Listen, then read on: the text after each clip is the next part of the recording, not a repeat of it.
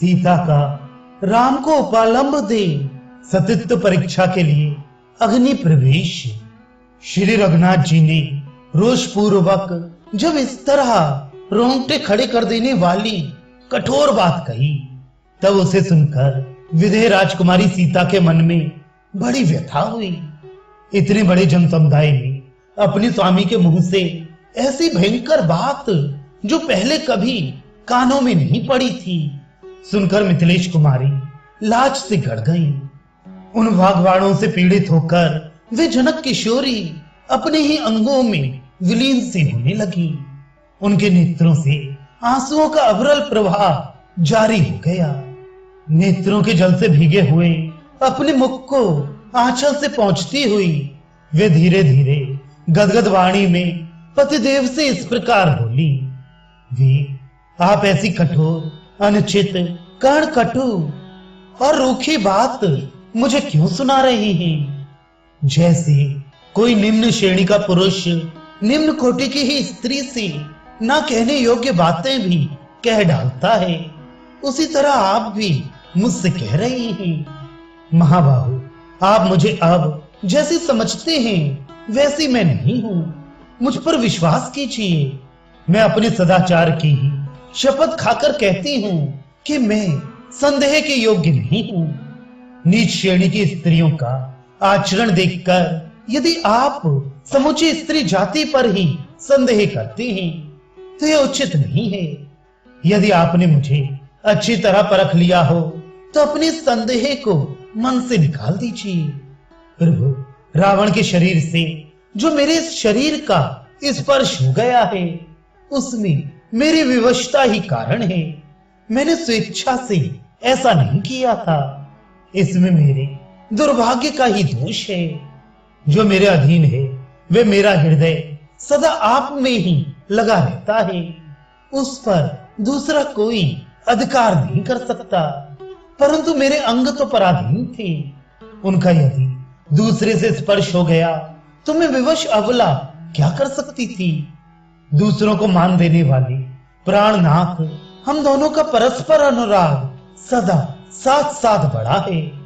हम सदा एक साथ रहते आए हैं। इतने पर भी यदि आपने मुझे अच्छी तरह नहीं समझा तो मैं सदा के लिए मारी गई। महाराज, लंका में मुझे देखने के लिए जब आपने महावीर हनुमान को भेजा था, उसी समय मुझे क्यों नहीं त्याग दिया? उस समय वानर वीर हनुमान के मुख से आपके द्वारा अपने त्याग की बात सुनकर तत्काल इनके सामने ही मैंने अपने प्राणों का परित्याग कर दिया होता। फिर इस प्रकार अपने जीवन को संकट में डालकर आपको ये युद्ध आदि का व्यर्थ परिश्रम नहीं करना पड़ता, तथा आपके मित्र लोग भी अकारण कष्ट नहीं उठाते।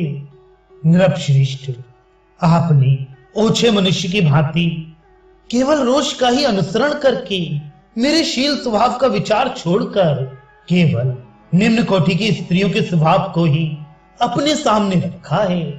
सदाचार के मर्म को जानने वाले देवता राजा जनक की यज्ञ भूमि से आविर्भूत होने के कारण ही मुझे जानकी कहकर पुकारा जाता है। वास्तव में मेरी उत्पत्ति जनक से नहीं हुई है। मैं भूतल से प्रकट हुई हूँ। साधारण मानव जाति से विलक्षण हूँ, दिव्य हूँ। उसी तरह मेरा आचार विचार भी अलौकिक एवं दिव्य है। मुझ में चारित्रिक बल विद्यमान है, परंतु आपने मेरी इन विशेषताओं को अधिक महत्व नहीं दिया। इन सबको अपने सामने नहीं रखा। बाल्यावस्था में आपने मेरा पाणी ग्रहण किया है, इसकी ओर भी ध्यान नहीं दिया। आपके प्रति मेरे हृदय में जो भक्ति है और मुझ में जो शील है, वह सब आपने पीछे ढकेल दिया, एक साथ ही भुला दिया। इतना कहते कहते सीता का गला भराया। वे रोती और आंसू बहाती हुई दुखी एवं चिंतामग्न होकर बैठे हुए लक्ष्मण से गदगद वाणी में बोली, सुमित्रा नंदन, मेरे लिए चिता तैयार कर दो। मेरे इस दुख की यही दवा है। मिथ्या कलंक से कलंकित होकर मैं जीवित नहीं रह सकती। मेरे स्वामी मेरे गुणों से प्रसन्न नहीं है। इन्होंने भरी सभा में मेरा परित्याग कर दिया है। ऐसी दशा में मेरे लिए जो उचित मार्ग है उस पर जाने के लिए मैं अग्नि में प्रवेश करूंगी। विधे नंदिनी के ऐसा कहने पर शत्रु वीरों का संहार करने वाले लक्ष्मण ने अमर्ष के वशीभूत होकर श्री रामचंद्र जी की ओर देखा। उनसे सीता जी का वह अपमान सहा नहीं जाता था, परंतु श्री राम के इशारे से सूचित होने वाले उनके हार्दिक अभिप्राय को जानकर पराक्रमी लक्ष्मण ने उनकी सम्मति से ही चिता तैयार की। उस समय श्री रघुनाथ जी प्रलयकालीन संहारकारी यमराज के समान लोगों के मन में भय उत्पन्न कर रहे थे। उनका कोई भी मित्र उन्हें समझाने, उनसे कुछ कहने अथवा उनकी ओर देखने का साहस न कर सका। भगवान श्री राम सिर झुकाए खड़े थे। उसी अवस्था में सीता जी ने उनकी परिक्रमा की। इसके बाद वे प्रज्वलित अग्नि के पास गईं। वहां देवताओं तथा ब्राह्मणों को प्रणाम करके मिथिलेश कुमारी ने दोनों हाथ जोड़कर अग्निदेव के समीप इस प्रकार कहा, यदि मेरा हृदय कभी एक क्षण के लिए भी श्री रघुनाथ जी से दूर ना हुआ हो तो संपूर्ण जगत के साक्षी अग्निदेव मेरी सब ओर से रक्षा करे। मेरा चरित्र शुद्ध है, फिर भी श्री रघुनाथ जी मुझे दूषित समझ रहे हैं।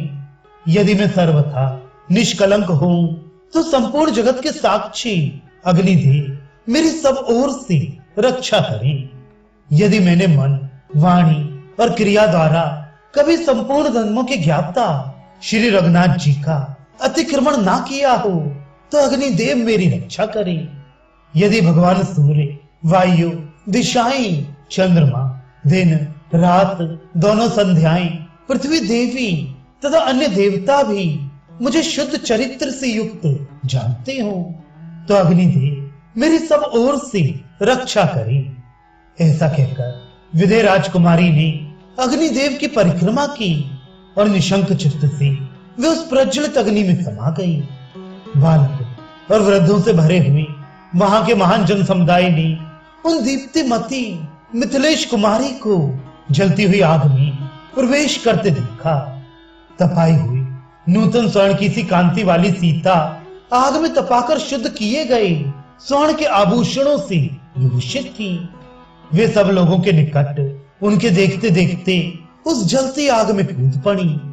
सोने की बनी हुई वेदी के समान कांतिमती विशाल लोचना सीता देवी को उस समय संपूर्ण भूतों ने आग में गिरते देखा। ऋषियों, देवताओं और गंधर्वों ने देखा जैसे यज्ञ में पूर्णाहुति का होम होता है, उसी प्रकार महाभागा सीता जलती आग में प्रवेश कर रही हैं।